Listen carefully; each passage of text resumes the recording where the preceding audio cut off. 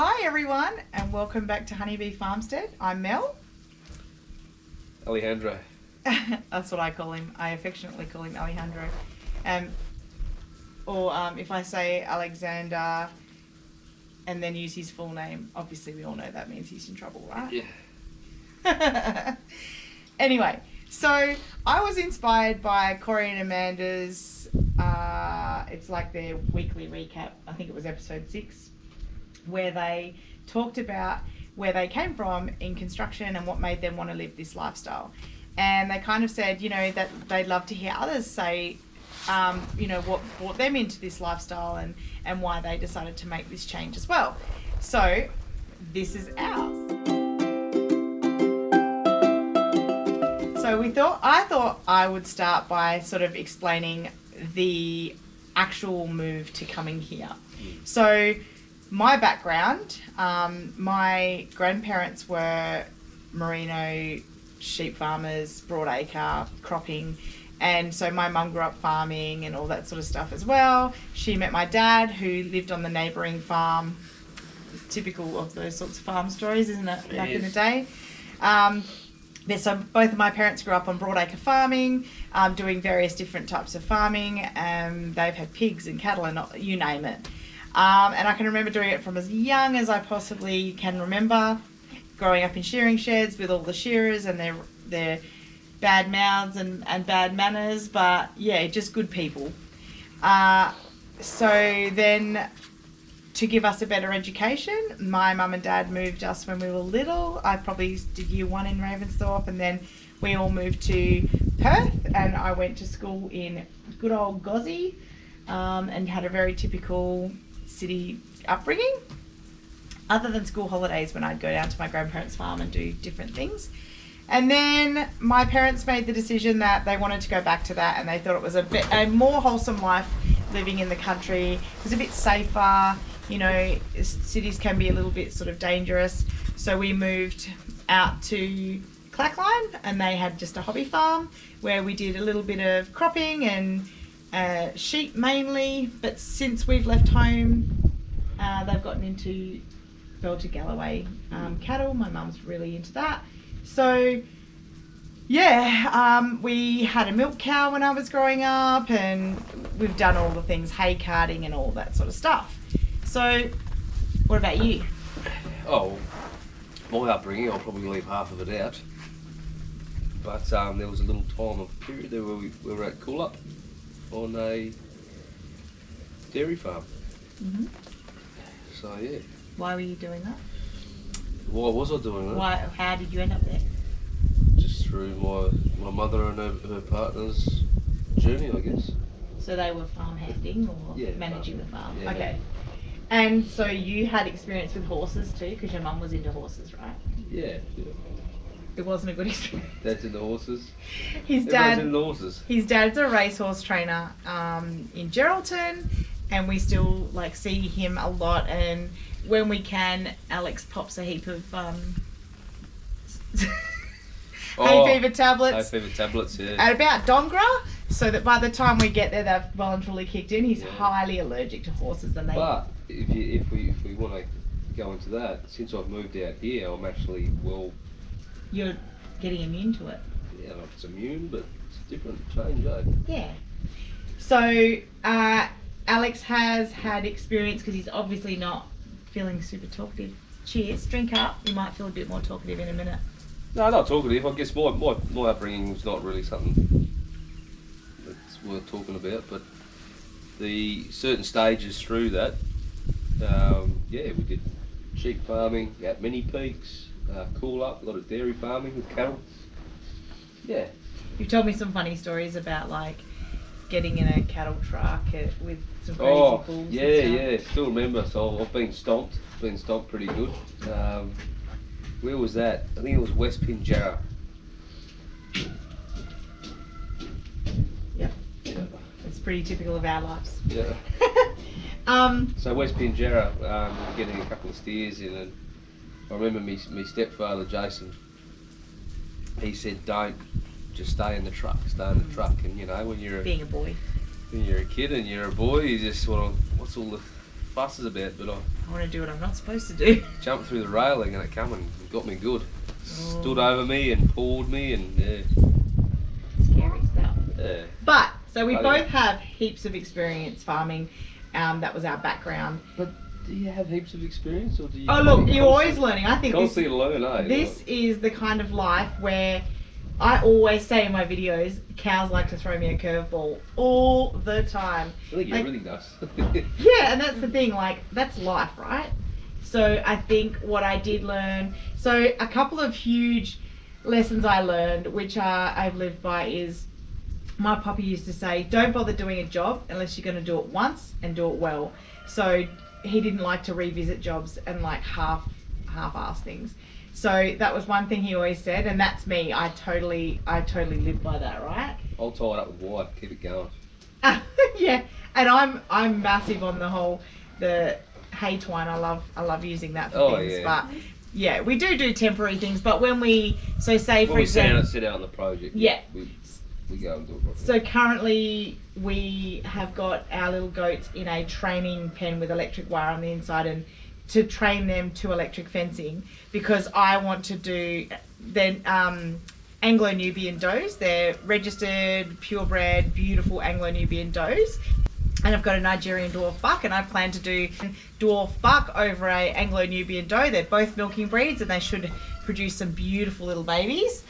But in order to keep them in, they need to be electric fence trained, because goats are shocking on fences. Yeah, So at the moment we have them set up in a temporary thing, but I have a video coming out where we are going to create a really cool mobile animal pen where we can move it every single day to new areas. We'll see how it goes. It's pretty inspired by Justin Rhodes. Yeah. He is one of our favourites to watch and Absolutely. learn from. So that's coming up soon. But I'm going to go to what made us make the leap and come here, and I'm so grateful every day that it all panned out and we ended up here, because didn't we just get here and within the first couple of weeks, once we'd settled in, we're just like, oh my god, it feels like home. Yeah. Like the house we had before, big 6-bedroom, like palace-like house, 2 massive living areas,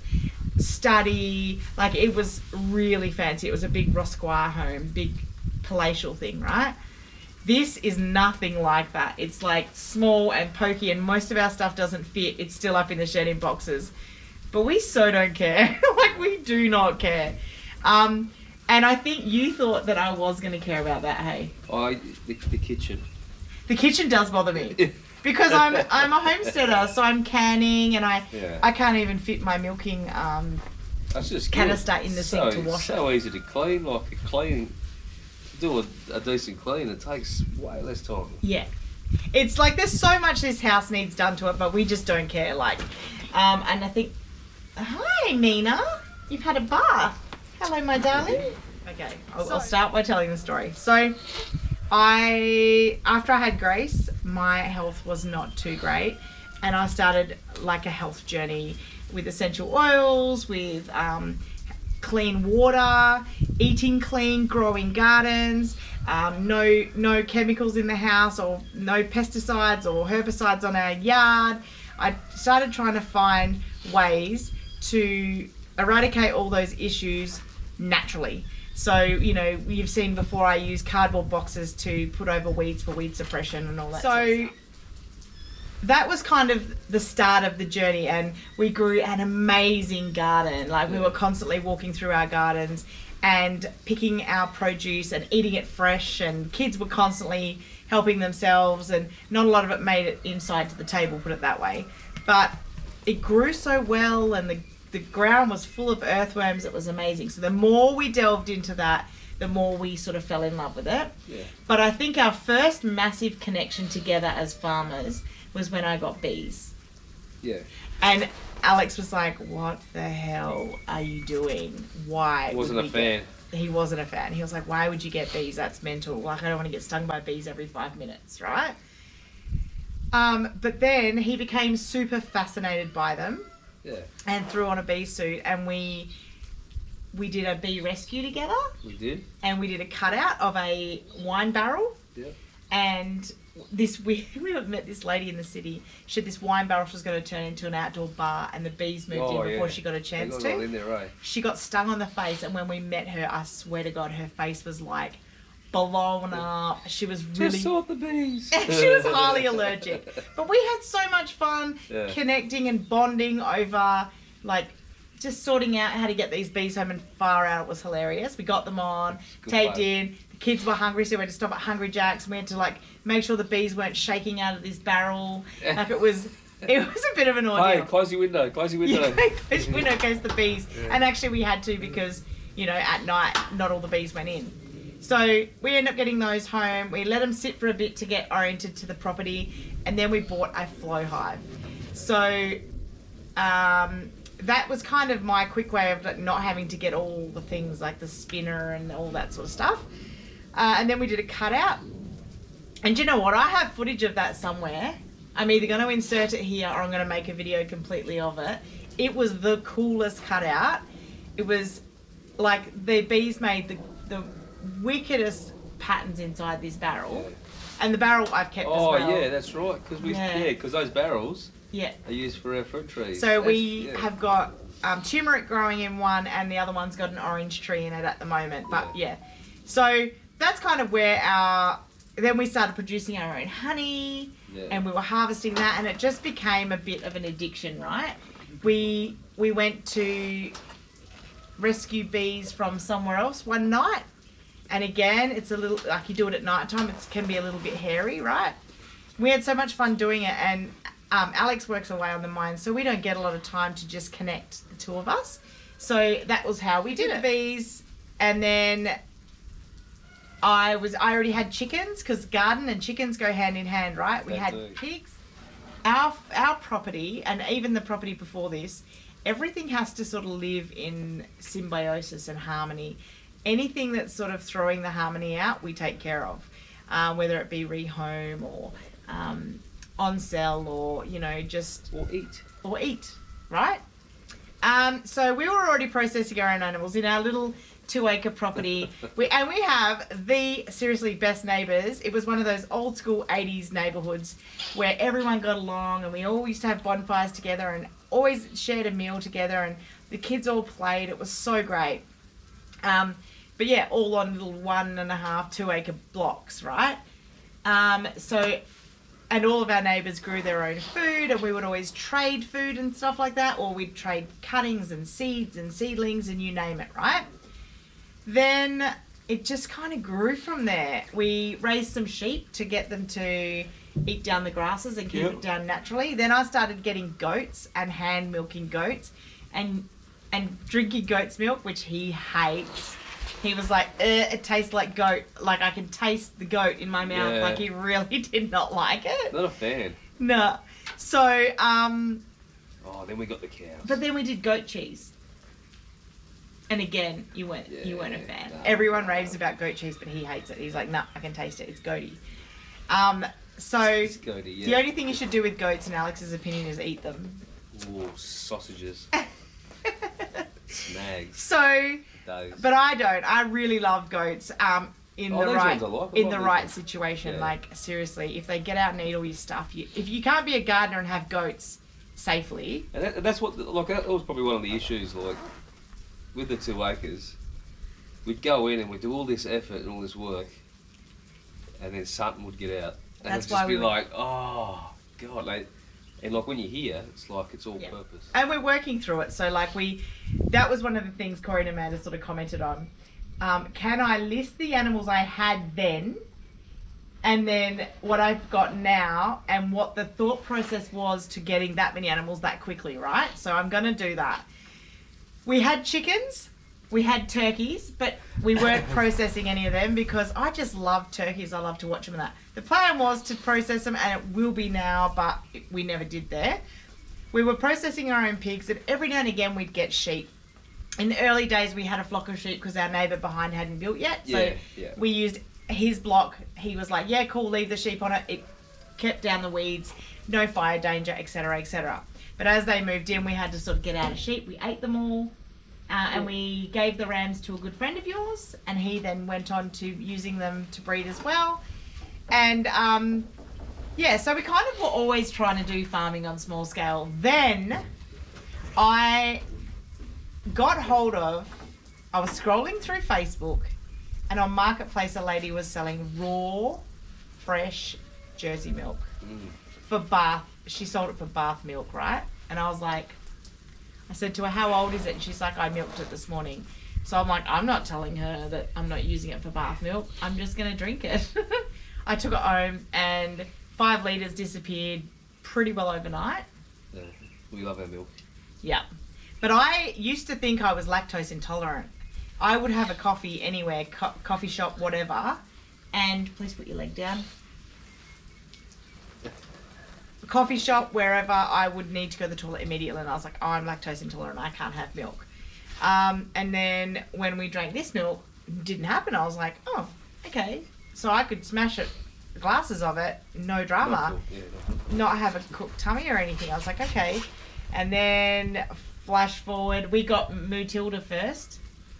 I don't know what I was thinking. That was such a long way off getting milk. Novice, total rookie. No, it was one of those eye roll moments, like they'll bring in another animal back home. I bought a Jersey cow because the lady I bought it off said it was the last purebred Jersey cow she was doing on her property, and I had not seen one for sale in like a long time. They're actually really hard to get. So I got a purebred AI Jersey cow calf. She needed bottle feeding.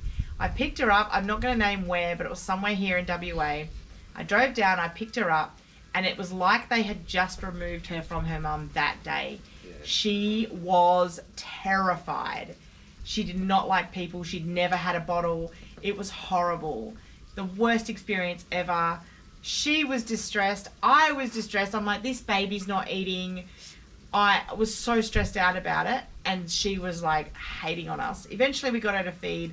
She became a typical bottle baby. Yeah. But then she started like bouncing around us like a giant puppy, and we were like, sugar. Yeah, that's right, yeah. Sugar, this is a lot. And then Alex got offered his dream job in Adelaide.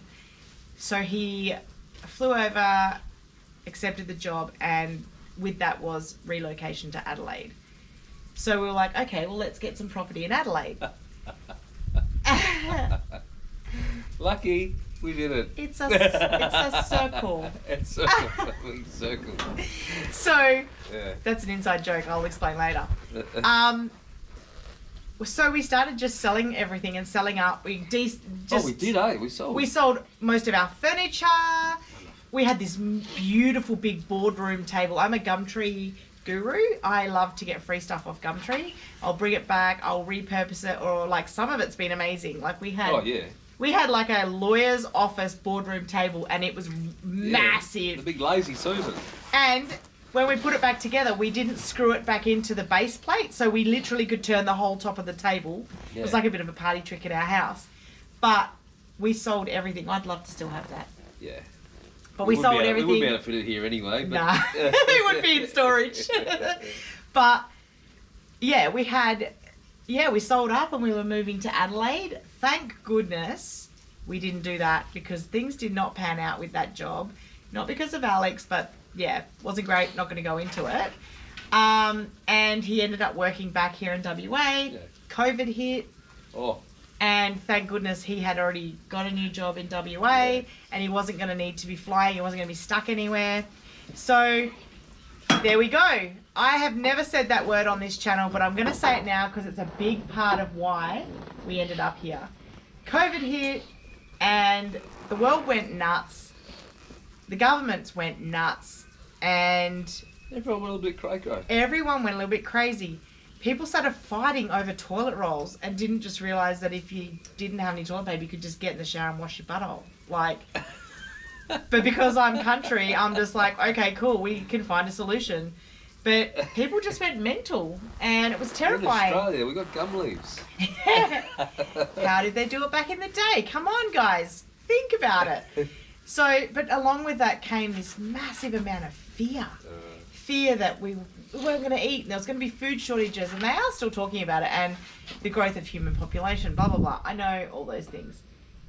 But just seeing how terrified all my kids were about having to sanitize this and sanitize that, and Grace was getting like all the skin was peeling back on her hands, and her teachers were like so terrified of being near their students that they were like squirting sanitizer everywhere, and it just became a bit nuts. No, if I can participate in this. So then with the whole food scarcity thing happening, I was like, do you know what, I know that dairy became really scarce. No milk on the shelves. Expensive, like just groceries and that. But not just that. Like, do you remember when there was food limits? And we were like, but that won't feed our family. That's right, yeah. So they're like at the 2 pasta packets. Yeah, and so we use 2 pasta packets per meal. Yeah. Because we have 5 kids. And at the time, so Eli was still living at home. Yeah. And his girlfriend was there pretty much the majority of the time. So there was 8 of us in a home, and out of those 8, 5 of them were big people that ate like adults, and we were being restricted on food, and we were like, but that's not going to feed us. Like, we have a lot of people in our home. So it did become quite apparent, and we were like, remember the days where we used to kill a sheep and it was cool? And so we just started toying with that again. I guess it was on both our minds, wasn't it? Yeah. And then I was in the lunchroom and I was scrolling through Facebook, and the lady I'd bought milk off 2 years prior started advertising again. And I was like, why don't I just get a cow? I don't know where that idea came from. I was like, I can't just get a 5-litre thing of milk, because there was border closures, right? Yeah. So we couldn't even go to Perth. We had to pretend we'd ordered something at Bunnings in Midland so we could get through the border legitimately. And I was like, what is happening with the world? Everything's crazy. You like restricting where we go and stuff? Anyway, so I said to the lady, hey, I know you sell milk, but any chance you've got an old milk cow that you're done with or whatever and want to sell? I'll get a milk cow. I didn't even think about what zoning my property was anymore. When we first moved there, we were zoned for every animal, and I asked that during the viewing of the property. And at some point during that time, the Shire had changed the rules and had rezoned us to just residential. So even the lady around the corner still had horses and had no idea that it had been changed and all that, right? Yeah. And we were like, we'd already had pigs. We'd had pigs for years. And all our neighbours loved our pigs. They'd feed their scraps to them. One of our neighbours does brewing from scratch with actual hops and wheat and barley and all that. Yep. So he used to bring all his spent grain over and feed it to the pigs. And the whole neighbourhood's kids loved to come and feed things to the pigs and pat them. And everything just kind of changed. Anyway. Millsy got a cow. I got a cow with a calf at foot. And then that quickly turned into 3 cows because we were worried she might get mastitis, so under advice, we got a bull calf to really massage that milk out and get that flowing. So then from 1 cow to all of a sudden we had 3. And everyone, our actual neighbours / friends, and they became like family to us, loved it, didn't care. In fact, our next door neighbours, Ursula and Mornay, came over with a bottle of Amarula cream because they're South African. Oh, and they were like, fresh Jersey milk. You bring the milk, we'll bring the Amarula. And we sat on our front lawn and we finished off a bottle of Amarula. It was so great. It was so lovely. Yeah. But, so they all loved it. We had one person move into the neighbourhood who decided, they didn't like it. So they started writing letters and complaining about us to the Shire. Thank you to whoever you are. Yes. Initially, I hated you. And I was like, how dare you? Like, I would not come into your home and tell you what you can and can't have. But then really, they did us a favour. I do thank them now. I'm not going to name them because I still see them at work. But initially I was like, I hate these people, but they really did us a favour. So I was like, I'm not getting rid of my cow. And he's like, just get rid of the cow. So then the next journey happened. And then he said, you know what, why don't we just try and see if we can get a farm? We've been talking about it forever. It's been our life stream to have a farm. We probably can't afford it, but let's just look into it. Oh. Did I find a farm quick? Yes. No, and honestly, no, it wasn't quick. So we were looking through, and we were like, we've been looking for a while. And we were even contemplating going to Jill. Yeah. And like just getting out of Dodge, going everywhere, going anywhere, right? Late Grace. And then this one place popped up. Nah. Oh no, we had another one. Every place that kept popping up would go on the market. Remember, this was during COVID. Would go on the market. An hour later, it would be under offer. Yeah. You couldn't even go and view the place. And if any of you out there were shopping for a property during that time, you'll know what I mean. Yeah. So this place pops on the market. I had an alert set for the price range, and I went. It popped on the market. I was still away, wasn't I? Yep, he was still away. I went. I'm just going to find out. Hadn't even asked him yet. I rang up and said, I want to book in the viewing, and he goes, I've got someone coming Saturday. I said, I want to do it before then. Before anyone sees it, I want to be first. And he's like, okay, cool, we'll do that then. Booked me in. I rang Alex and I said, hey, I found a place, a little bit more than we wanted to spend, but we'll see if we can do it. Let's go. So he got home, we came straight and we viewed it. And I knew if we didn't put in an offer and get that cemented. Oh, we're both happy. We'll both. Yeah, we walked over this place and we just kept looking at each other like Cheshire cats, like. Yeah. What can we put here? Oh, this is where the thing can go, and this is where this can go, and this is where that can go. Oh my God, it's got a cool room. So we were like, yep, we have to get it. So we put in an offer. It was accepted that day. Then came the terrifying part. Oh. Because COVID, banking, like all of the things that came about, I was just like, oh, it was very stressful. Yeah, there was a few little barriers. I've got some grey hairs here from that experience. But there there was moments there that we probably weren't even going to get it. Like, thank goodness we had saved quite a lot of cash. Yeah. I was saving money flat out because I like to have a buffer, because my whole thing was, if he loses his job because he didn't want to get a job or whatever, I wanted us to be able to pay the mortgage for a bit and at least try and figure out what we were going to do. So we'd been saving for a good 6 months prior to that, thank goodness. And we sold one of our rental properties, our last rental property that we had left. Yeah.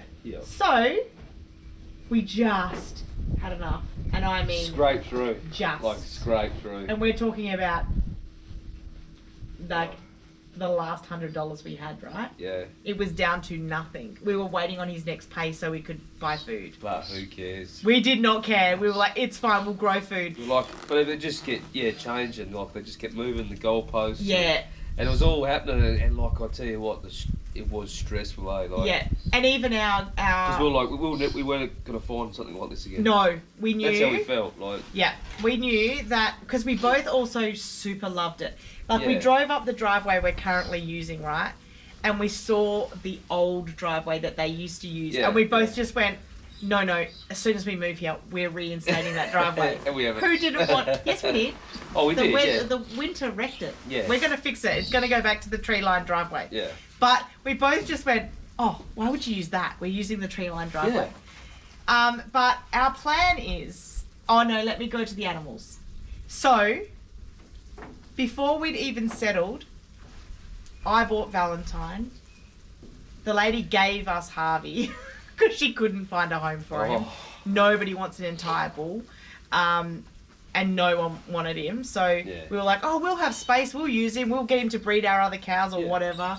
Cows. He's like, you're already buying cows. I didn't even tell him I was buying Valentine. Remember that?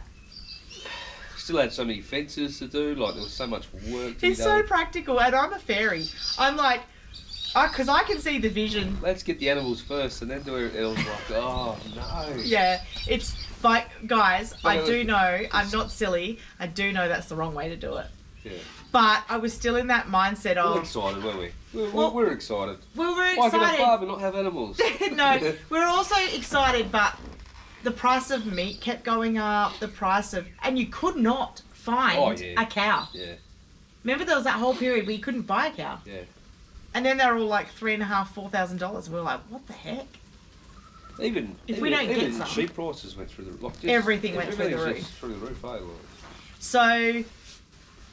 I think there was probably a little bit of desperation to get it started straight away. And we were lucky enough that, although... there was a lot of distractions at the time. There was a lot going on. There was so much going on. There was a lot happening with Brock at school. He just didn't fit the mould that they think he should fit. He's a different cat. You know that, guys. If you've ever been across to his channel, he's a cool kid. He's an excellent kid. But they just didn't like that he didn't conform and fit inside their little box they had for him. So they were horrible to him at school, and And he hated it, so he refused to go. And we were just like, you know what? At least he's not walking the streets. He's here on the farm. He's helping us do things. And as it turns out, he's got his butcher's apprenticeship in town. Yeah. He's doing really well. His YouTube channel's taken off. He loves spreading the message to other kids. And it's a happy, positive message. Get out into the... Don't sit in front of the TV and watch the news and get bogged down by what's happening in the world. Yeah, get out. It's horrible. Get out. Explore. Enjoy. And I love that message. So, but it feels safe out here. It's quiet. We've never been more relaxed. And yeah, we're literally sitting on our front veranda right now and looking out at this is our meaty boys. Our bulls are in here and our meaty boys. The beef paddock. The beef paddock. The beef pasture.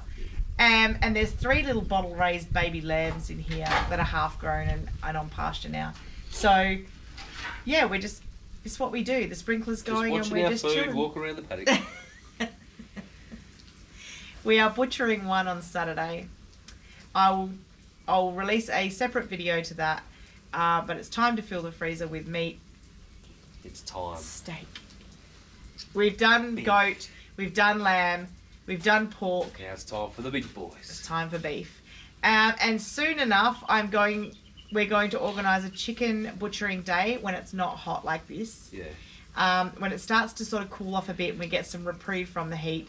We're going to do a community butchering day. We love that inspiration from the US where they all get together and they all do it together as a community.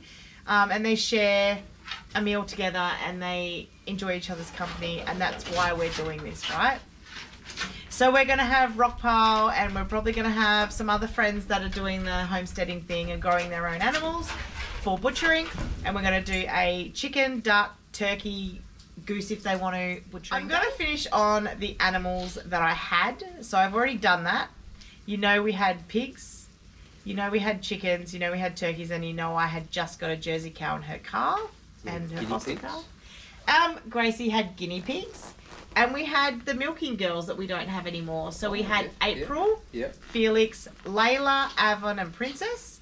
Now, and April had twin babies. The little boy didn't make it. He passed away. But the girl did. And those guys, shortly after we moved here, we sold to a lady who lives in Northam. And she's still got them and they're breeding up and all that sort of stuff.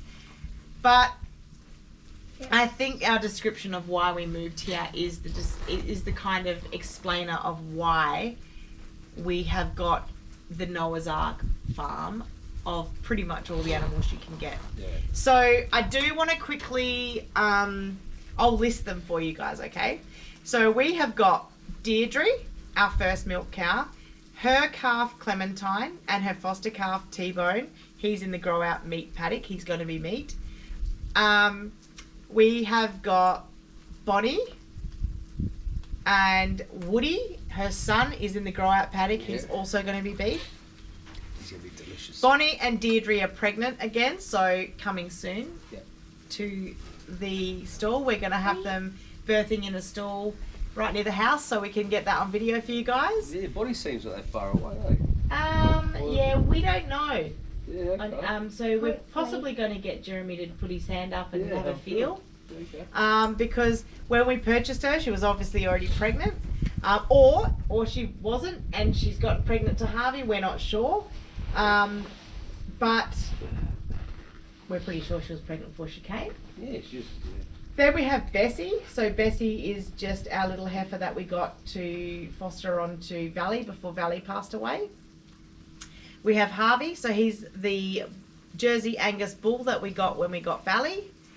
And we have Jetson and Hamburger.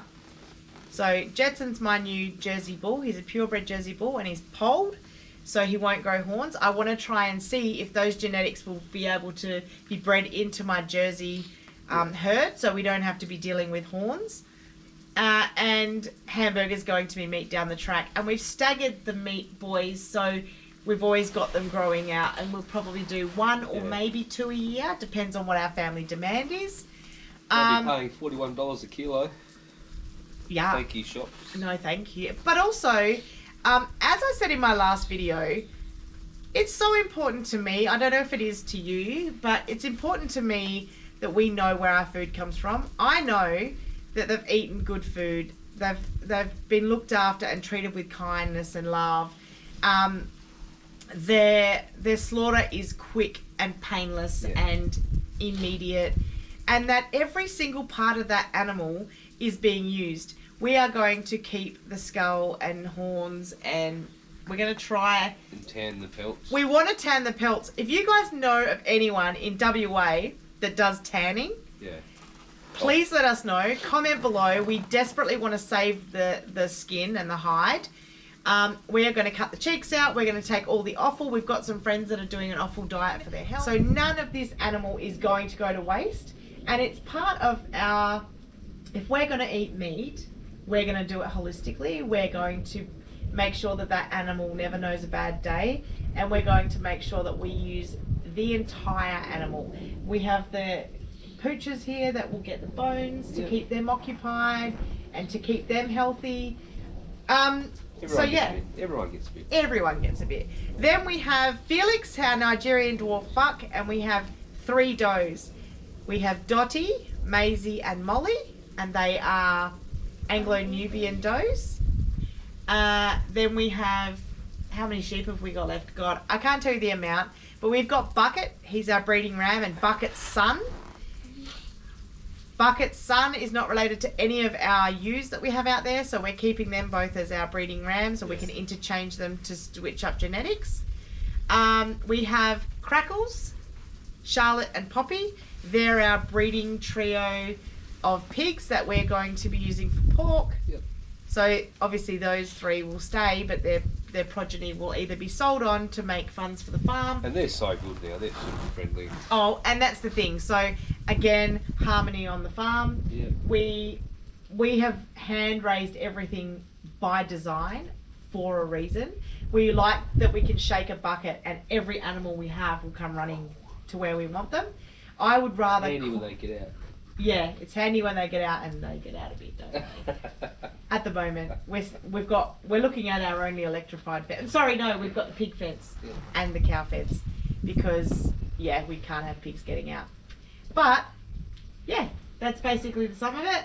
Then we have Brock's dam full of rainbow trout and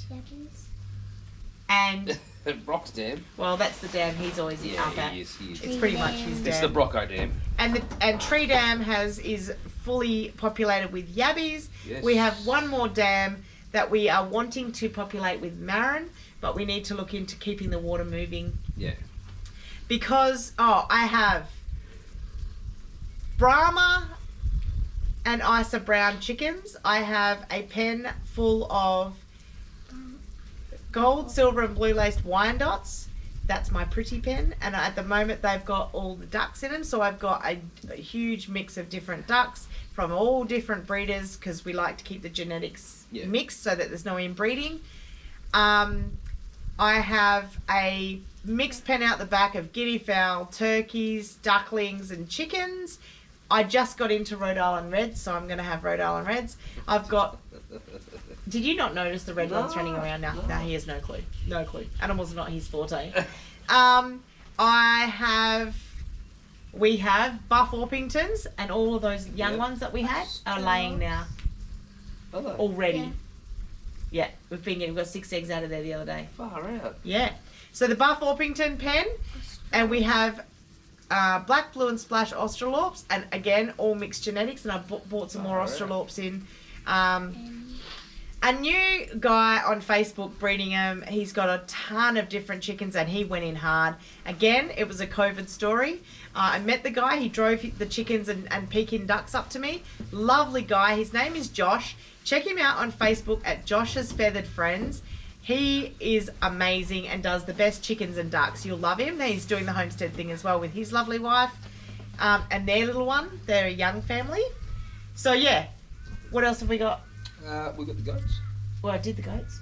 Did the goats? We've got these guys. So we've got Tessa, a really old girl. She's 13, covered in cancers, and we have had it assessed by the vet. It would be more dangerous to put her under anaesthetic to try and remove it. and they would come back because of her age. So it's cosmetic. We are just letting her live her absolute best life and making sure she's not in any pain. We got Mina. We have got Mina, and now is probably when we will announce that you guys would know that we got 2 puppies from Townsville from a breeder, but we were never aware that there was such a thing called sibling syndrome, or littermate syndrome. I've heard it called since. Littermate syndrome. Where especially pups of the same sex, from the same litter, and possibly even, it's all breeds, but worse, it can show up worse with working dogs. Okay. Dominance, and the dominance shows up in aggression. And I want to remind you of Matilda and Tessa. Yeah. Do you remember that? So we rescued from Down south somewhere. Denmark. Yeah, yeah. We went to Denmark and we ended up with 3 pups from the same litter because the guy wanted them gone. He said to take as many as you can. It was an accidental thing with their son's dog or whatever. Best thing ever though. But that's Tessa and her sister Fly, and there was another one called Matilda. Yeah. Oh, little feet's in the air. Monkey Squitch. Where's So we were going to keep Matilda. So Alex had a hunting dog to go out and keep him company in the ute and stuff when he did fox shoots and stuff like that. And I totally forgot about it, and I didn't know there was a reason for it. But Matilda turned on Tessa one day and nearly killed her. Yeah. And we were like, oh God, that's no good. Maybe Matilda's savage. So we found Matilda a nice home with a family that didn't have another dog, and he wanted to use her for the same thing, like used to be his companion for work and stuff. So we ended up with just Tessa, and we sold Fly to a family in town, and she lived a lovely long life. But when I announced that we had Mina and Hilda, I started getting messages flat out from concerned viewers and friends that knew of sibling syndrome, warning me that these guys would fight during their female times of the month, their entire life, and vie for top dog position in the pack. Now, these guys were planned to be working dogs in a paddock where they could be left to their own devices to guard our livestock, but also to guard our home and be part of our family, but just all-rounders. And we just didn't want that to happen. Again, I've talked a lot about harmony in this video.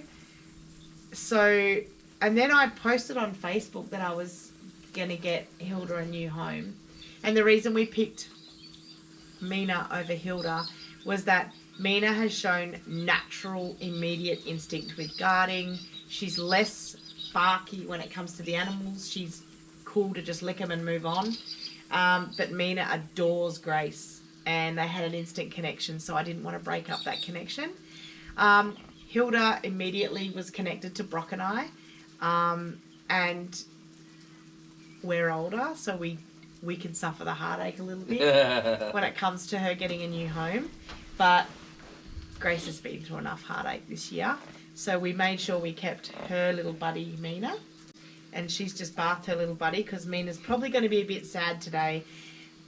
Hilda found a beautiful home with a gorgeous family that we're probably going to have a lot to do with over in the future. So we're going to get to see her a lot because we just clicked with this lovely family, and we look forward to watching them grow with Hilda. She's probably going to get a new name because it's part of the fun, right, of having a new baby in your home, to get to name it and have it part of your family. Yeah. So we're going to do some hunting missions together and some fishing missions together because we all just hit it off really well. So we are announcing that Hilda has found a new home with a lovely new family.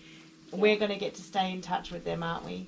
And she is going to grow up with a gorgeous little boy and be his protector for his life. So Mina's had a lovely bath because she's obviously going to sleep with Grace tonight because she's going to be a little bit sad. She doesn't look too sad now, right? She looks positively comfy. You guys, you know that Despicable Me movie where the little girl gets the unicorn. She's like, it's so fluffy, I'm gonna die. That is how it feels holding a Maremma pup that's just had a bath. Yes. It is so fluffy, I'm gonna die. You beautiful girl.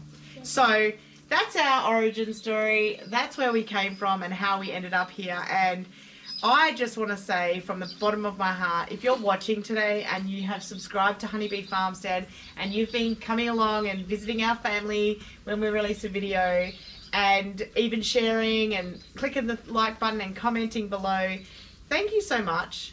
Welcome to our farmstead and to our family. We really appreciate that you're here and we love that you watch along with us. We love your comments and hope that we've answered every one of them. Thank you so much for joining us. I'm trying to get him in more videos. I know you guys love it when Alex is in them. Have you seen the one with the tractor? It's over 400 views. It's gone off. Everyone loves Alex, right? And his little Massey Ferguson. Oh, She's big, sorry, thanks, big Massey. Thanks to Corey. Shout out to Paul. Thanks to Corey. Yeah. So great idea, Corey and Amanda. We love the idea of guys. everyone sharing their story. I'd love to Actually, hear. I'm going to go back in after this, after I have a target. I'm going to watch it. Yeah. Yeah, hell yeah. You've been on site, so you haven't had Been the on chance. site, been on the job today. So we've got a butchering video coming up in our future. Oh, yeah. We have a movable goat pen with wheels. It's going to be flash as. A few little projects on this one. Few little projects. And we've got Christmas coming. So today is the 22nd of December. 3 more days. And we've had Grace's birthday on the 15th. Jackson's on the 18th. We've got Christmas, Boxing Day, New Year's, and then Brocky's birthday's on the 3rd of January. Noah's birthday's on the 11th of January. It's all happening. We are so busy, but we wouldn't have it any other way. So busy. Cheers. I saved some of mine. Thank you so much for joining us, guys. Like I said, we love you all.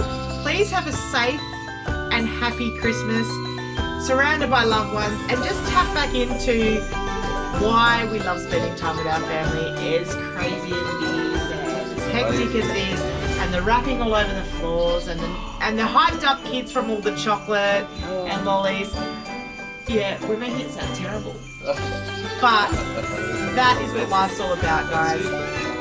From our family and our farmstead to you guys, Merry Christmas and a Happy New Year. Please make it a safe one. Nobody wants to go out to a road crash or anything like that. Just slow down, take it easy. It's better to get there and even be late than to never get there at all. And that's something we've learned in our years as fire and emergency services. Hey? Absolutely. We love you guys. See you in the new year. Ciao, ciao, bye for now.